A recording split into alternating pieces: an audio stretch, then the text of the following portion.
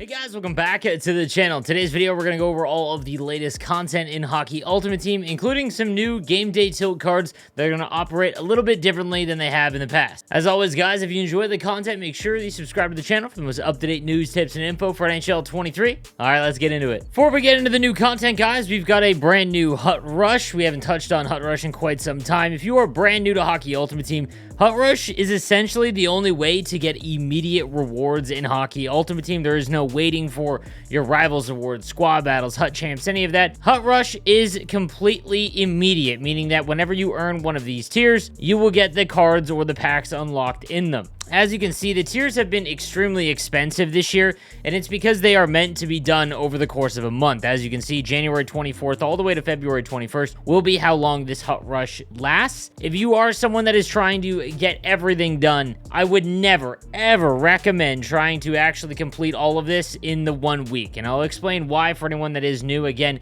as you go through, there are some decent rewards in terms of power-up collectibles, and again, the packs are probably not going to net you anything other than just gold cards that you can trade in. But there are a lot of seasonal rewards as well, so if you are working towards a seasonal reward, as well as some more collectible packs, as you can see here. So there is some usefulness to it. How you want to do it, though, and what I would recommend, because it's just such a long grind, is every week you will see new objectives that you will get. So make sweep checks, score goals with a center, make passes, all of these. I would just go ahead and play these on rookie, get all the objectives done, and then stop. If you do that, you will basically have all of the rewards by the end of the month, and that's just the most effective way to do it. If you go out and try to complete all the objectives and then keep going to try and get all the rewards, you're going to spend upwards of about 7 to 10 hours doing this, and that's not an over-exaggeration. It's absolutely ridiculous. Moving on to the newer releases today, we've got some stars on the mend. These are all cards that are dealing with injuries or just haven't gotten upgrades because they have missed time. Starting first with the 86 Ryan Ellis, he's got Thief as well as Seeing Eye. He's got 88 speed, 88 acceleration.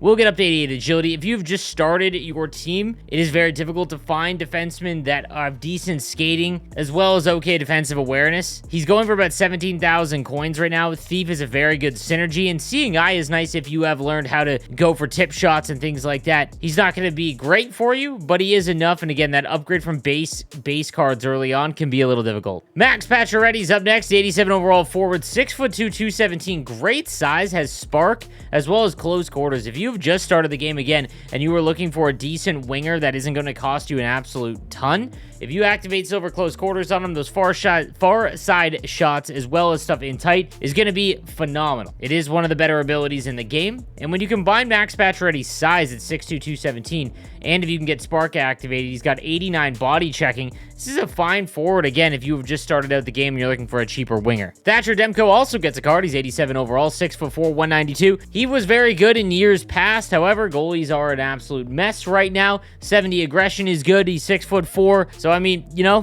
goalies. Carey Price gets an 88 overall, 6'3", 217. I will say this about Carey Price, just like Connor McDavid and some other cards that feel faster or have a better shot than their stats indicate, Carey Price cards always play phenomenal in Hockey Ultimate Team. Don't know why, and this year is probably going to be different because, well, just no goalie's good. Butterfly Effect is one of the better abilities. In 68 aggression, who knows? This might be it. However, because there's so many Montreal Canadiens fans that play the game, it's going for like 70,000 coins. I'd pass on that. The St. Louis Blues, VLADIMIR TARASENKO at 6'1", 228 is going for about 50,000, 60,000 coins. 90 speed, 90 acceleration, right around 90 shooting. Very, very good card in terms of just like the build, size, and skating. Again, you could do a lot worse than this 88 VLADIMIR TARASENKO for about 50k. Ankle Breaker, however, is not something I would activate. However, Protector is one of the better ones because it helps out with body checking, defensive awareness, and balance, so that's not a bad combo. Then we've got the 89 Gabriel Landeskog with Fly the Zone and No Contest. I'm not gonna lie, I've never found Gabriel Landeskog cards effective in Hockey Ultimate Team because his skating is always so low in comparison to everyone else. 89 speed with Fly the Zone is okay. Shot, again, right around 90. His hand stats, offensive awareness gets up to 95 with Fly the Zone activated. And defensive awareness is 94. It helps with intercepts a little bit. He's got good size, so maybe this one's slightly better. He is a winger that has okay face-offs at 84. Again, maybe gets up a little bit higher, and you could use him at center because I think he'd be a lot more effective as a centerman. WERENSKI is up next. The 89 overall left-handed defenseman, 6'2", 214. Applesauce and Heat Seeker, not really worth activating at all, but much like I said with Ryan Ellis at the beginning, defensemen are just very very hard to come by in terms of ones that you can kind of upgrade from that base when you start out. He's got very good size. 89 speed and acceleration is fine. Defensive awareness is up at 93, and body checking is 89. You could do a lot worse than the WERENSKI. There's not any up on the PlayStation 5 market right now, but if he's going for the minimum of what 89s sell for, not a bad buy at all. And then lastly, we've got the 90 Josh Norris with Gladiator and Puck on a string, 6'2", 87 on the draw, 91 body checking.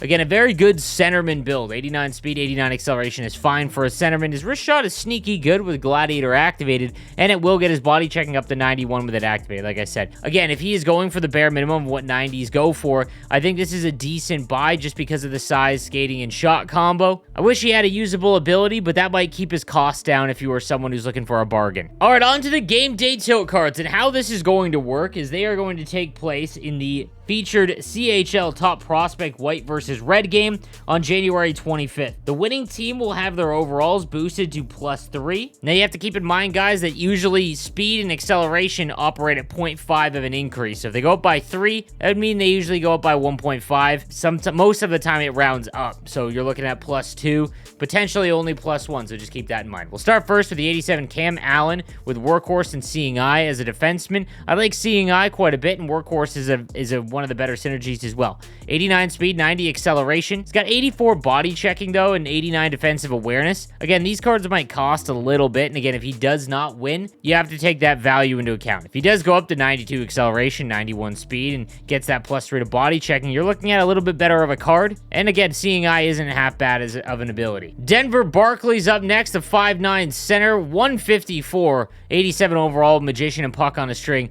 Not extremely good abilities and synergies, honestly, but 92 speed, 92 acceleration, 99 agility. Again, agility is what helps you make those cuts left and right, which is a very underrated skating ability when you, attribute when you consider acceleration and speed kind of being the end-all be-all. If you've ever used a card like Matthew Barzal or used anyone with elite edges, agility plays a lot into that. Now, because these are junior cards, some of their stats are kind of jacked up. You've got 99 shot power, but only 84 on the accuracy, 93 deking, so he's going to have pretty decent hands. But more than likely, he's going to get absolutely thrown off the puck at 5'9", 154 to 83 balance. Even if he won, I don't think it's worth investing. Zach Benson's up next, the 5'10" center with buzzing as well as close quarters. Again, the ability I like a little bit more, but 91 speed, 90 acceleration, so he's not bad. And again, if he wins, could be up to 93 speed, 92 acceleration. Shots up powers at 95. Accuracy is right around 90 as well.